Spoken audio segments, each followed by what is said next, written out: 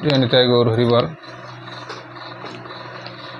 সর্বসাধু গুরু বৈষ্ণব চরণে দণ্ডবোধ প্রণাম জানিয়ে আজকে শ্রীমদ্ ভাগবত পাঠ পুতনা রাক্ষসীর মুক্তিলাভ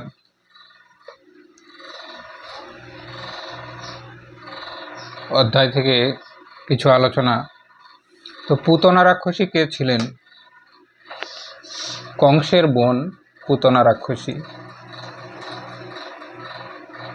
এত শক্তিশালী ছিল, বিশালাকার রূপ, পর্বতের মতো রূপ,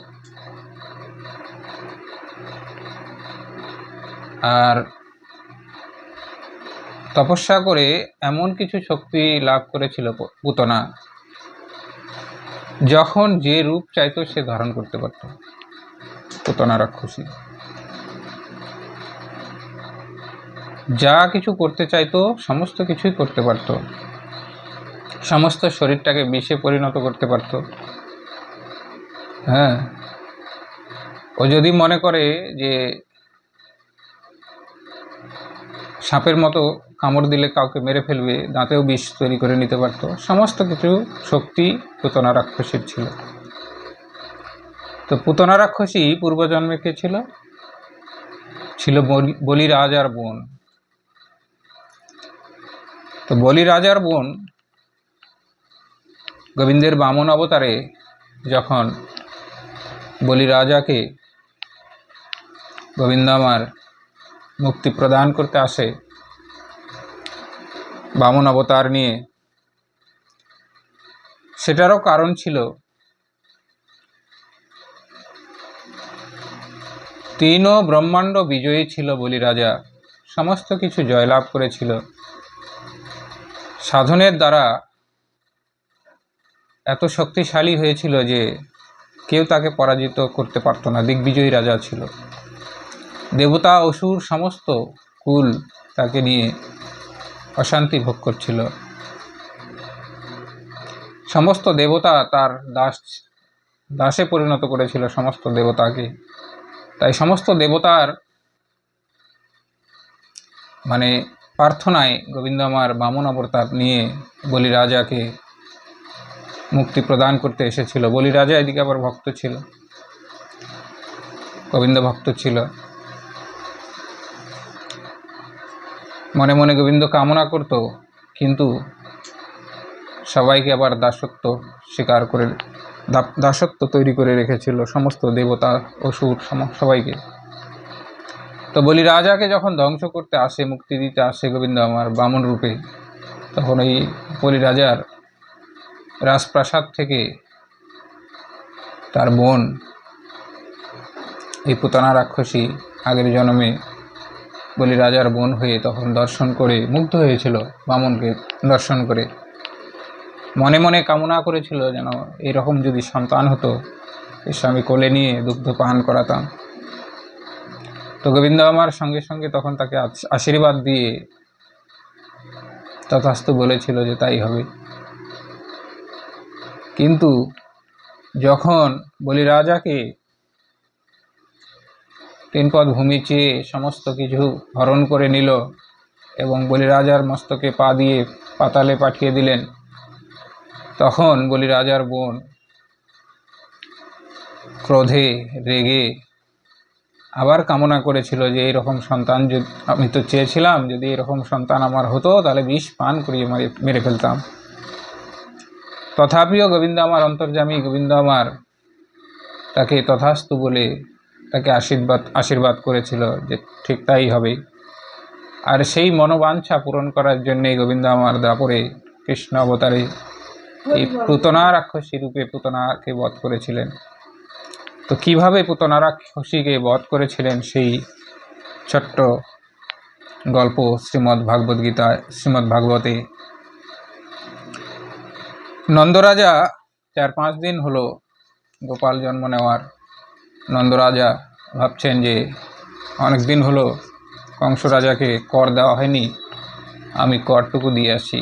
ভালো ভালো সন্তান হয়ে গেছে, বাড়িতে খুশি আছে, তো রাজাকে কর দিয়ে আসি। এই ভেবে নন্দ রাজা কিন্তু কর দিতে চলে যায়। এদিকে কংস কংস ও কিন্তু জানতে পেরেছে যে দেবকীর অষ্টম গর্ভে সন্তান গোকুলে মানুষ হচ্ছে, জানতে পেরে গেছে। তো গোকুলে কার বাড়িতে মানুষ হচ্ছে সেটা তো বুঝতে পারছে না। তাই সমস্ত 10 দিন অবধি যতগুলো বাচ্চা হচ্ছে সমস্ত শিশুকে মারছে এক এক করে। তো মারতে মারতে এই নন্দরাজার ছেলেকে কিন্তু কোনো রাক্ষস মারতে পারছে না। যেই যাচ্ছে সেই মারা যাচ্ছে, সেই রাক্ষসী মারা যাচ্ছে। তাই পুতনা রাক্ষসী হচ্ছে কংস রাজার বোন। পুতনা রাক্ষসী এবার দাদাকে বলছে, দাদা আমি যাব, দেখি তো কত বড় নন্দ রাজার ছেলে আমার হাত থেকে রক্ষা পায়, দেখব, আমি যাই। এই ভেবে তখন কিন্তু পুতনা রাক্ষসী রওনা দিয়েছেন কোথায়? সেই ব্রজধামে। এত বলি দুইজন লইয়া বিদায়, আপনা আপন স্থানে তরা করি যায়। পুতনা রাক্ষসী হেতা মহারৌষ করি, ব্রজ উদ্দেশ্যে তো চলে যমুনা উত্তরী।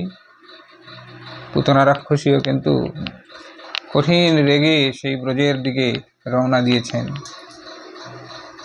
মনে মনে করে স্থির পাপিষ্ঠা তখন, হেন বেশে আমি নাহি করিব গমন। রাক্ষসীর বেশে আমি ব্রজপুরে গেলে কি আমার কোলে দিবে কোনো ছেলে। তাই যাচ্ছে আর মনে মনে চিন্তা করছে যে আমি যদি রাক্ষসীর বেশ নিয়ে ব্রজপুরে যাই, বৃন্দাবনে যাই, গোকুলে যাই, তাহলে তো আমাকে কেউ ছেলে কোলে দিবে না। তাহলে কি করতে হবে? আমাকে অন্য চিন্তা করতে হবে। এত ভাবি মনে মনে বিবেচনা করি, চলে পাপিয়সী মানবের বেশ ধরি। সৌন্দর্যে অপ্সরা সম অঙ্গের বরণ, পদবিম্বষ্ঠ ধর মোহন গঠন। তখন সুন্দর এক রমণী সেজে মানুষের বেশ ধরে সেই পুতনা রাক্ষসী কিন্তু ব্রজপুরে যাচ্ছে। মুখজ্যোতি শোভে যেন পূর্ণিমার শশী, মৃগনেত্রা ক্ষীণকটি তার দীর্ঘ কেশী। হৃদয়ে শুভিছে তার যে যুগল কুচ, কঠিন পর্বত সম সেই দুটি উচ্চ। জয়নিতাই হরিবল। পূর্ণিমা শশীর চাঁদের মতো দেখতে সুন্দর, দীর্ঘকায় কেশী, দীর্ঘ চুল, লম্বা চুল, উঁচু পর্বতের মতো দুইটি নিতম্ব। নিতম্ব হচ্ছে স্তন। তো এইভাবে সুন্দর নারী তৈরি হয়েছে। ভুজ দেখি লজ্জা পায়ে বিবরে ফণিনী, সললিত উরু চলে গজেন্দ্র গামিনী। গজমতি নাসিকাতে ঘন ঘন দোলে, সিন্দুর চন্দন টিপ শুভিছে কপালে।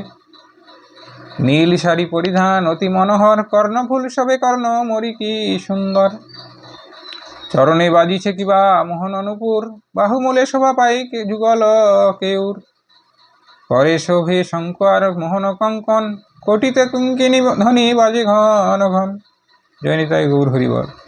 এইভাবে সুন্দর টিপ পরিধান করে, কানে দুল পরিধান করে, এদিকে বসো না, একটু ভালো লাগবে। তো বাহুমূলে কেউর, শঙ্খ আর মোহিনী কঙ্কন, হাতে পড়েছে শাখা, কঙ্কন পড়েছে।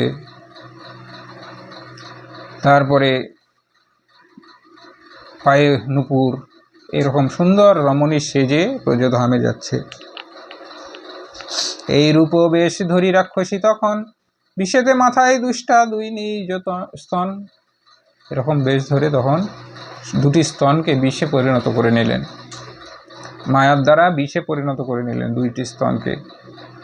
মল্লিকার মালাগাথি কবরিতে দিল, বিপুল নিতম্বে দুষ্টা মোহিনী সাজিল। বিষ স্তনে দিয়ে নিতম্ব দুটোকে ভারী করে বড় তৈরি করে হেলতে ডুলতে ব্রজপুরের দিকে হেঁটে চলেছে।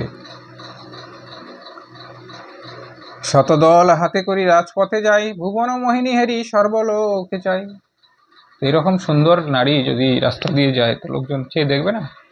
লোকজন কিন্তু নতুন দেখে সবাই কিন্তু চেয়ে চেয়ে দেখছে। কোথা হতে আজি আসে হেন সুন্দরী, বিস্মিত হইয়া সবে চাহে ফিরি ফিরি। সবাই বিস্মিত হয়ে চেয়ে চেয়ে দেখছে যে এরকম সুন্দরী নারী কোনোদিন তো দেখা যায়নি, আজকে কোথা থেকে এলো।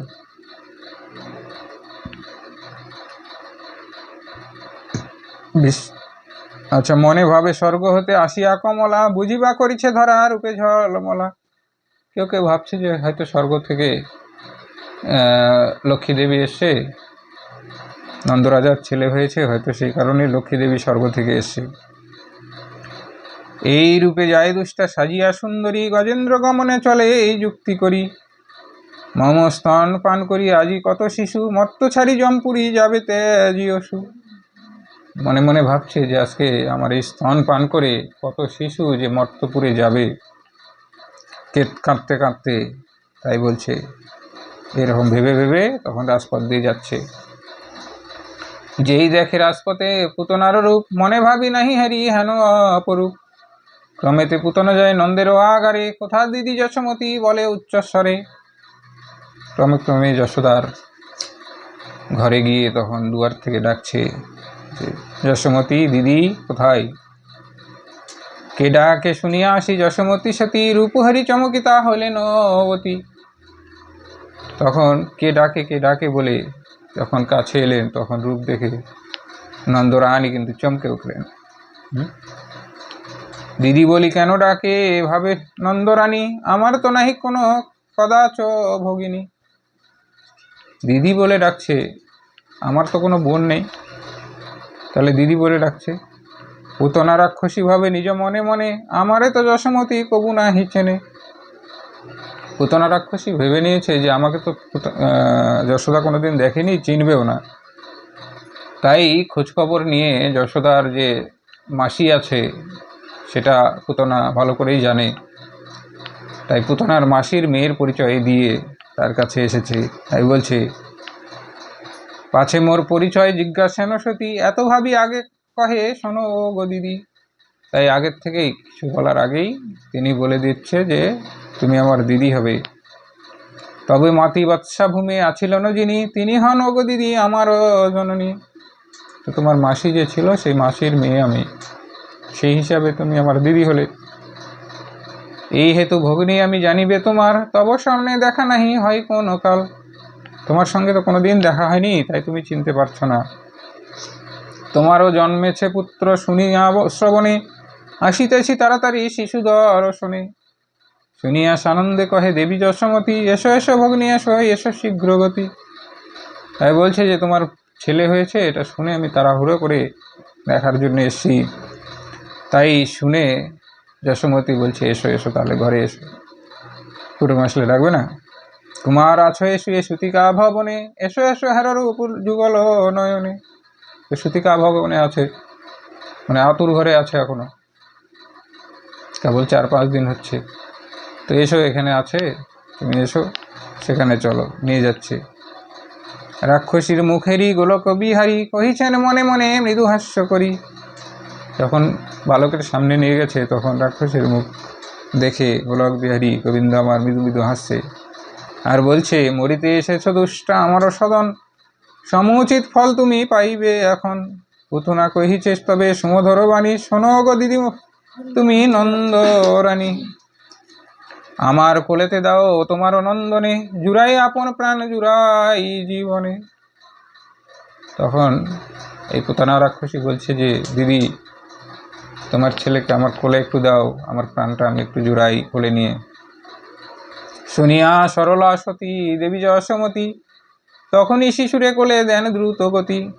বুঝিতে না পারে সেই দুষ্টা নিশাচরী, রজ্জু ভ্রমে কাল সর্পে নীল কোলে করি।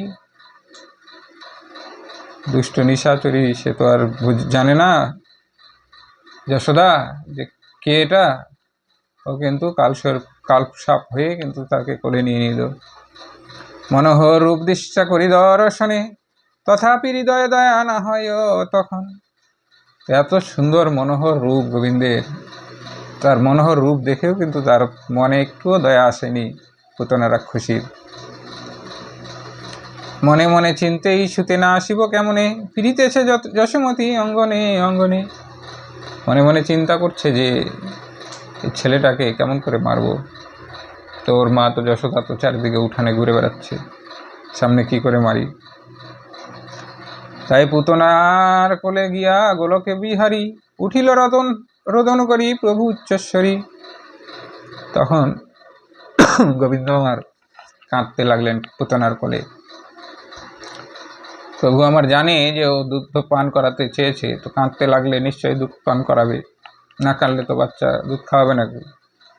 তাই কান্না করে উঠলেন, পুতনা কহিছে কেন কাঁদো বাছাদন, আমি তোর মাসি হই কর দর্শন। এই রূপে আদর করে পুতনা পাপিনী, গৃহকর্মে জানে আনন্দের ঘরণী। এরকম আদর করতেই চুপ হয়ে গেছে। তখন নন্দরানী কিন্তু বাড়ির কাজ করার জন্য এদিক ওদিক চলে গেছে।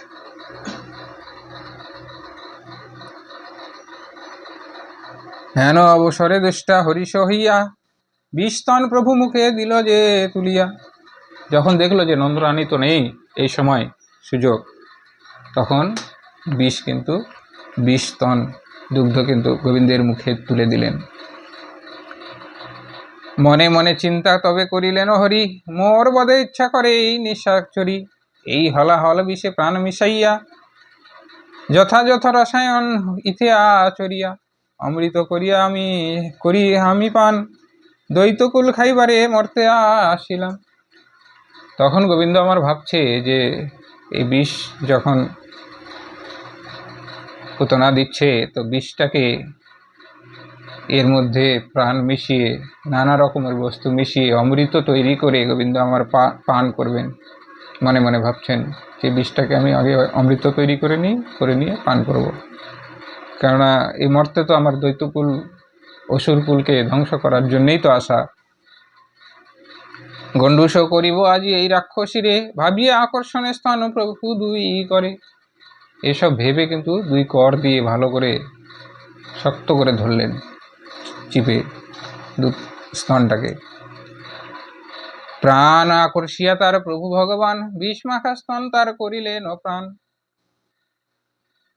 তখন হাত দিয়ে ধরে মুখে নিয়ে এমন করে চুষলেন যেন প্রাণ পর্যন্ত বেরিয়ে চলে আসে।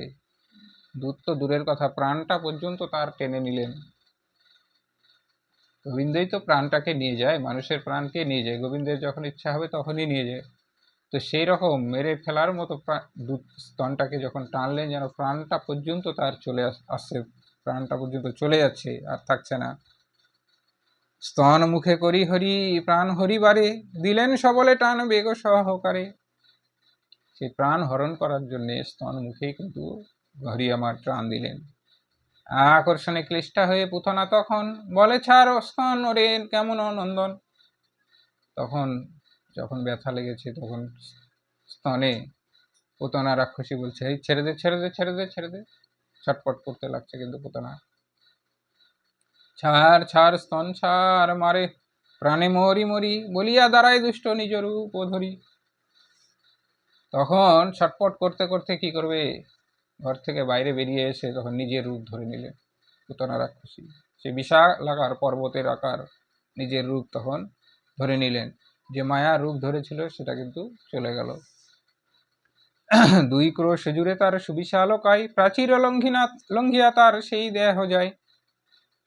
সেই দেহ প্রাচীর লঙ্ঘন করে চলে যাচ্ছে এত উঁচু। তখন তাহার প্রাণ হরে ভগবান, পরিল ভূমিতে দুষ্ট পর্বত সমান। প্রভু আমার দুধে চুমুক দিয়ে তার প্রাণ পর্যন্ত টেনে নিয়ে নিলেন। পুতনা রাক্ষসী কিন্তু মারা গেলেন এবং ধরাস করে পড়ে গেলেন সেই মাটিতে। এমন বিকট শব্দে পড়লেন যেন পর্বতের সমান কোনো বস্তু পড়লে যেরকম শব্দ হয় সেরকম শব্দ হলো। হরি তার বক্ষ পরি করিয়া শয়ন, করিতে লাগিল কিরা আনন্দে মগন। হরি গোবিন্দ আমার সেই পুতনা রাক্ষসীর বুকে চড়ে তখন আনন্দে খেলা করতে লাগলেন। হরির মুখেতে স্তন দিল সে পুতনা, এই হেতু পুরিল তার মনেরও কামনা। জননীর গতি পেলে সেই নিশাচরী, অবিলম্বে চলে গেল বৈকুণ্ঠ নগরী। যেহেতু স্তন মুখে দিয়েছিল মা, মা হয়েছিল, মা হয়ে তো স্তন দিয়েছিল, মা মনে করেই তো গোবিন্দ আমার স্তন মুখে নিয়েছিল, তাই সে কিন্তু বৈকুণ্ঠ নগরে চলে গেলেন। যখন পুতনা তেজে আপন পরাণ, ঘোরতর শব্দ হয় সেই কালে উত্থান। সেই শব্দ ভয়ে পেয়ে যশোমতী সতী, উপনীত হন আসি অতি দ্রুত গতি। সেই বিকট শব্দ শুনে যখন যশোবতী দৌড়ে চলে এলেন বাড়িতে, এসে দেখছেন, কি দেখছেন, যে সেই নীলমণিও নেই, গোপালও নেই, আর সেই তার মুখ বলা, মুখে ডাকা বোনও কিন্তু আর নেই। কোথায় বা নীলমণি নিজ জাদুমণি, দেখিতে না পান কোথায় ভগিনী, কোথায় বা নীলমণি নিজ জাদুমণি, কাউকে দেখতে পাচ্ছেন না। ইহা দেখি উচ্চরলে করেন রোদন, আই গো রোহিণী দিদি কর দর্শন। তখন রোহিণীকে ডাকছে, বসুদেবের বড় পত্নী হচ্ছে রোহিণী, আর ছোট পত্নী, ছোট স্ত্রী হচ্ছে দেবকী। বসুদেব আর দেবকী তো ওরা কারাগারে আছে। বড় পত্নী, প্রথম বিবাহিত পত্নী হচ্ছে রোহিণী, সে কিন্তু এই গোকুলেই নন্দালয়েই থাকতেন একসঙ্গে। তো রোহিণীকে ডাকছে, বা রোহিণীকে ডাকে বলছে যে দেখো, কাউকে আমি দেখতে পাচ্ছি না। শুনিয়া রোহিণী আসে সবেগে তখন, কারে দিলে নীলমণি বলে ঘন ঘন। তখনও কান্দিয়া বলে শ্রীনন্দের রানী, কে আসিল গো দিদি হইয়া ভগিনী। তারে নাহি চিনি আমি জনমে কখন, পুত্র দিয়া তার কোলে করিনু গমন। বিপরীত শব্দ শুনে কর্ণে শুনিয়া ও মনি, দ্রুতগতি আসি হাতা শোনো রোহিণী। রোহিণীকে বলছে যে আমি তো চিনি না, আমাকে বলল আমার বোন হয়, তাই তার কোলে দিলাম, দিয়ে আমি একটু কাজে গেছিলাম, শব্দ শুনেই তো এলাম। কোথা নীলমণি মন ভগ্নি কোথায়, কপাল ভাঙিল বুঝি হাই হাই হাই। এত বলি নন্দরানী করেন রোদন, চারিভিতে কুমারের করেন অন্বেষণ। এইভাবে কাঁদছে আর চারিদিকে খোঁজাখুঁজি করছে যে কোথায় গেল। এরকম খোঁজাখুঁজি করতে করতে কিছুটা দূরে খুঁজিতে খুঁজিতে দেখে দুই ক্রোশে জুড়ে পড়িয়া রয়েছে এক দুষ্টানি নিশাচরী। দুই ক্রোশ দূরে, কিছু দূরে দেখছে যে একটা নিশাচরী, ভূতের মতো লোক পড়ে আছে। তাহার বুকের উপর আছে কৃষ্ণধন, অমনি ধাইয়া যান যশোদা। তখনই দৌড়ে গেলেন যশোদা রানী।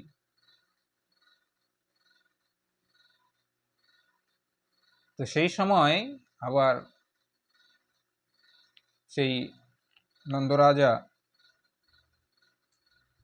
কর দিয়ে আসছিলেন, আসতেই যখন গ্রামে এরকম চিৎকার চেঁচামেচি হওয়াতে পুরো গ্রাম এক জায়গায় হয়ে গেছে, হওয়াতে কানে পড়েছে, নন্দরাজারও খুব তাড়াহুড়ো করে এসেছে সেখানে এসেই গরুর গাড়ি থামিয়ে সেখানে নেমে সেই শিশুকে মই লাগিয়ে, সিঁড়ি লাগিয়ে সেই শিশুকে নামিয়ে সমস্ত ঘটনা তখন কিন্তু নন্দরাজা শুনলেন। আর শিশুকে তখন ঘন ঘন মুখে চুম্বন করতে লাগলেন যশোদা। যশোদার মুখে শুনি সর্বনিবরণ, যশোদারে তিরস্কার করেন তখন। অকল্যাণ হইয়েছে চিন্তিয়া অন্তরে, ধেনু ধন দান ধ্যান বিপ্র করে। তাই এই নন্দরাজা ভাবছে যে আমার সংসারে বুঝি অকল্যাণ হলো। তখন ব্রাহ্মণকে ডেকে যজ্ঞ করে সবাইকে গরু, ধন, রত্ন এগুলো দান করলেন। মনে মনে ভাবে তবে শ্রীনন্দ তখন, বাসুদেব বাক্য সত্য হইল এখন। উৎপাত হবে বহু এই ব্রজপুরে, বলেছিলেন বসুদেব আমারও গোচরে। বসুদেবের সঙ্গে যখন দেখা করেছে নন্দরাজা, তখন কিন্তু বসুদেব বলে দিয়েছে যে যেহেতু কংস আমার ছেলেকে পায়নি এখনো, ও কিন্তু খুঁজবে, আর তোমাদের বাড়িতে উৎপাত কিন্তু হবে, এটা বলে দিয়েছিল। তাই সেই বাক্য সত্য হবে মনে মনে মানি, এত ভাবি গোপগণে ডাকিয়া তক্ষণি। বলিলেন পুতনার করিতে সৎকার, আদেশ পাইয়া সবে হইয়া গুসার। এই ভেবে তখন নন্দরাজা গোপদের ডেকে এই পুতনার সৎকাজ করার আদেশ দিলেন। যেহেতু রাজা নন্দ রাজা, গোকুলের রাজা ছিলেন, সবাইকে ডেকে আদেশ দিলেন যে একে তাড়াতাড়ি সৎকার করো। আদেশ পাইয়া সবে হইয়া আগুসার, সবাই চলে এলেন। পুতনার দেহ সবে বহু কষ্টে লয়ে উপনীত যমুনার তীরে সবে গিয়ে। এত বড় দেহটাকে নিয়ে যাও কি চারটিখানি কথা। বহু কষ্টে সেই সমুদ্রের যমুনা নদীর তীরে নিয়ে গিয়ে দাহ কিন্তু করলেন। চন্দন অগুর চন্দন আদি করি আয়োজন, রাক্ষসীর দেহ তবে করিল দহন। অগুর চন্দন দিয়ে মাখিয়ে তার দেহটাকে কিন্তু দাহন করলেন। শিশুবধ উদ্দেশ্যেতে করি আগমন, পুতনা হইল মুক্ত কর দর্শন। শিশুকে মারার জন্য গেছিল, গিয়ে দেখো যে পুতনা রাক্ষসী কি হলেন, মুক্ত হয়ে গেলেন। অপার কৃষ্ণের লীলা তিনি দয়াময়, তাহারও কৃপায় বল কিবা নাহি হয়। তাহলে অপার কৃষ্ণের লীলা দয়াময়, তাহার কৃপায় কি না হয় বলো। বিশ্বগরি ভাঙ্গে পুনঃ এই তার খেলা, কে বুঝিতে পারে বলো শ্রীহরির লীলা। বিশ্ব গড়ে আবার ভাঙ্গে, গোবিন্দের এই লীলা খেলা কে বুঝতে পারে বলো। ধন্য তুমি দয়াময় গোলক বিহারী, তব মুখে বিষ দিল দুষ্ট নিশাচরী। তাই বলছে ধন্য তুমি গোলক বিহারী গোবিন্দ আমার, তোমার মুখে বিষ তুলে দিল, আর তুমি তথাপি লভিলা দুষ্ট জননীর গতি, করিলেন পুত্রের কাজ ওহি বিশ্বমতী। তো তোমার মুখে যে বিষ তুলে দিল তাকেও তুমি গতি করে দিলে, বৈকুণ্ঠে স্থান দিলে তোমার চরণে, জননীর গতি করে দিলে, পুত্র হয়ে সব কাজ করলে,